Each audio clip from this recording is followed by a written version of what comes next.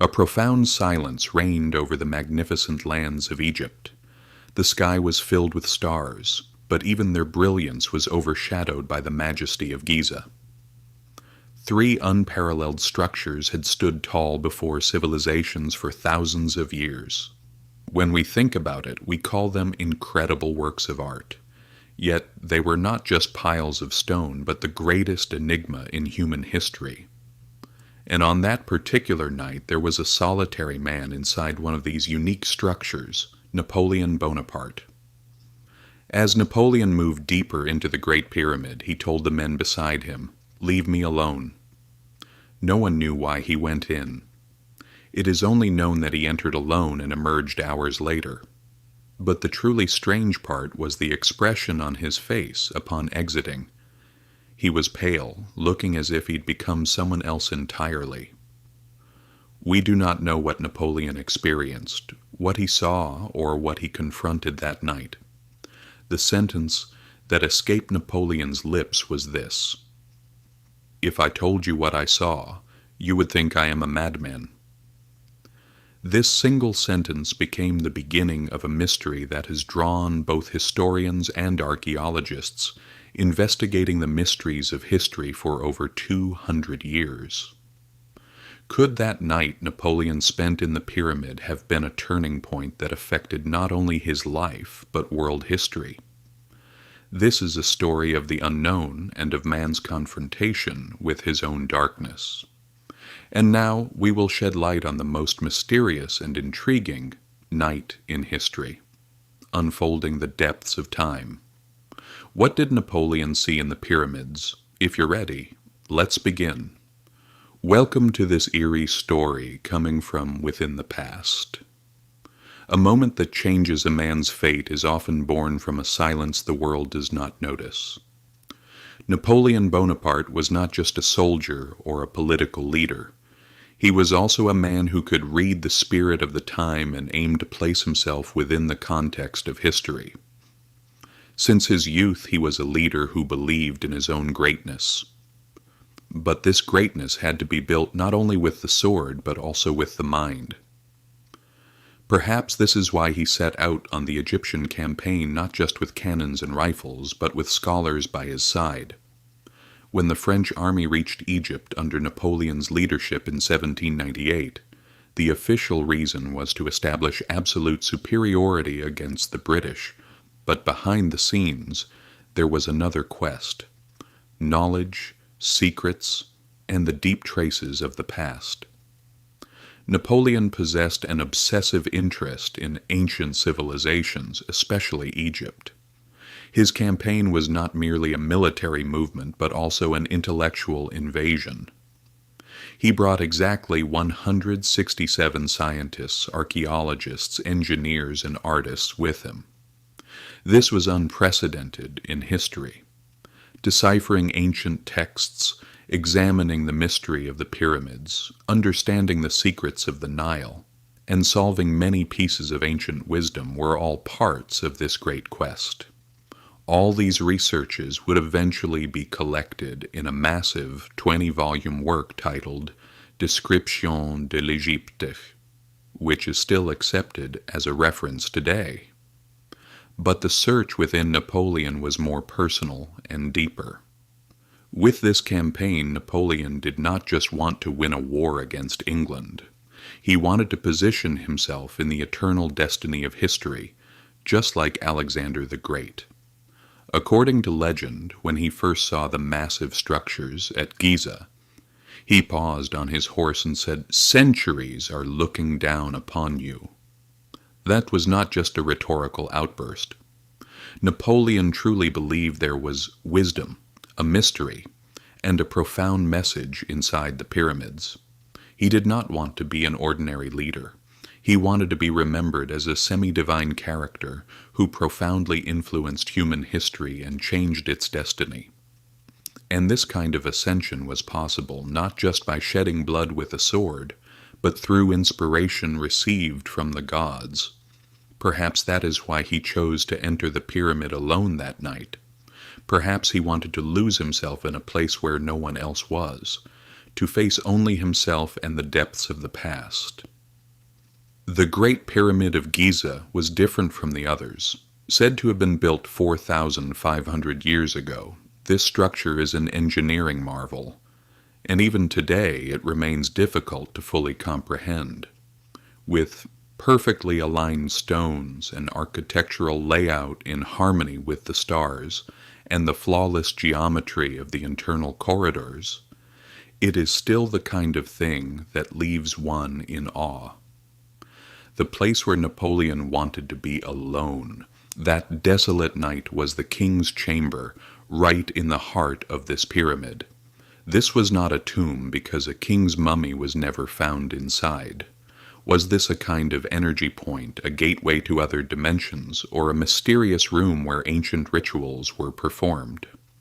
Or was it truly a place where a connection was established with another dimension?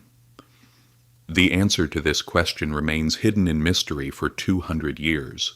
There are various theories about what Napoleon experienced that night, such as having seen the future. According to occultists, the king's chamber in the pyramid was a region outside of time. Spiritual awakenings can occur in such ancient sites. Perhaps Napoleon saw the rise of his own empire, his wars, his exile, and his death there. Another is the theory of acquiring ancient knowledge. According to esoteric texts, the pyramids are connected to the stars and universal consciousness. The king's chamber is the portal of this connection. It is claimed that during the night Napoleon spent here, his mind opened to other dimensions. He acquired ancient knowledge, and this transformed him. There is also the theory of astral travel and mental collapse. Many historical sources say that staying alone in such chambers can trigger a transition to the astral plane. Perhaps Napoleon crossed into the astral plane, reaching beyond his own existence, and what he saw there shook him to the core. The secrets of the pyramids are hidden not only within them, but also in their architecture. The Great Pyramid has a perfect alignment and design with the Orion constellation. The king's chamber is placed exactly on the center line. The stone slabs above the room are arranged to echo sound vibrations. Some of the decisions Napoleon took after that night, his changing personality, his increased self-confidence, and even his declaration of himself as emperor, are said by some researchers to be the result of this night. Because something had happened there. If he really saw something, why didn't he tell us? Or was he asked not to tell? It was certain and clear that he believed a kind of sacred duty had been bestowed upon him by whatever he saw in the desolate darkness of the pyramid. That is why, upon his return from the Egyptian campaign, he was greeted by the people of France not as a general, but as a savior, and a few years later, in 1804, he declared himself emperor. Moreover, this was no ordinary coronation. The Pope was present. Napoleon took the crown from the Pope's hands and placed it on his own head. This symbolic gesture meant, even the gods are no longer above me. Could this behavior be linked to the night he spent in the pyramid? In the following years, Napoleon practically held Europe in the palm of his hands. However, the decisions he made were strategic and required the kind of courage as if he already knew how events would unfold.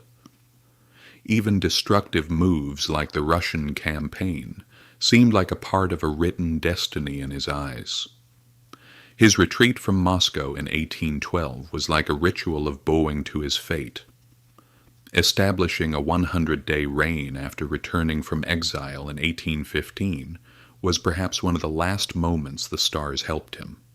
But every great rise has a fall, and Napoleon always seemed to know this cycle. Perhaps these were just speculations. At this point, some mystery-loving researchers bring up another possibility. What if Napoleon didn't just see the future? What if he encountered a massive being or an entity from another dimension? The King's Chamber of the Great Pyramid has been the subject of mystical and metaphysical narratives throughout history. According to some sources, this room is said to be one of the rare places where contact can be made with other beings. This expression found in esoteric texts is quite striking. During initiation, it is not light that is felt, but a gaze, as if eyes that have been sleeping for thousands of years are watching you. Could the fear on Napoleon's face and the deep silence that followed be the traces of standing before an unknown being, rather than just a vision? Most of the documents kept by the scientists accompanying Napoleon during the Egyptian campaign were either lost or censored. Some researchers claim that Napoleon wrote pages about this night in his private diary, but these pages were destroyed after his death.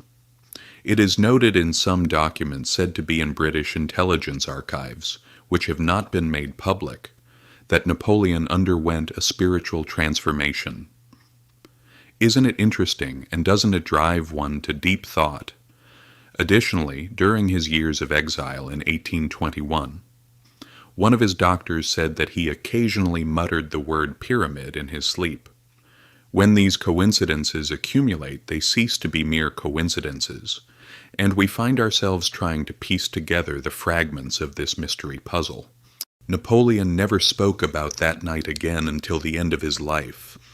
However, there were notable lines in some of the letters he wrote.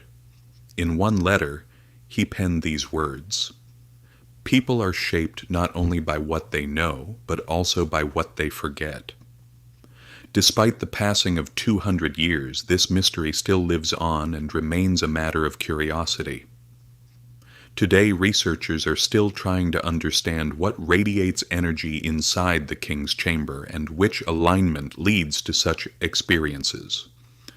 The pyramid remains silent, and Napoleon remains silent forever. Perhaps that is why this story continues to be told for years, because sometimes questions are more important than answers. We will never know what Napoleon saw that night, but we know that what he saw changed him forever. And isn't that a powerful and mysterious enough story? If you also have thoughts on whether Napoleon actually saw something that night, please share your theories in the comments. Perhaps we can get closer to the answer of this ancient mystery. See you in my next video. Goodbye.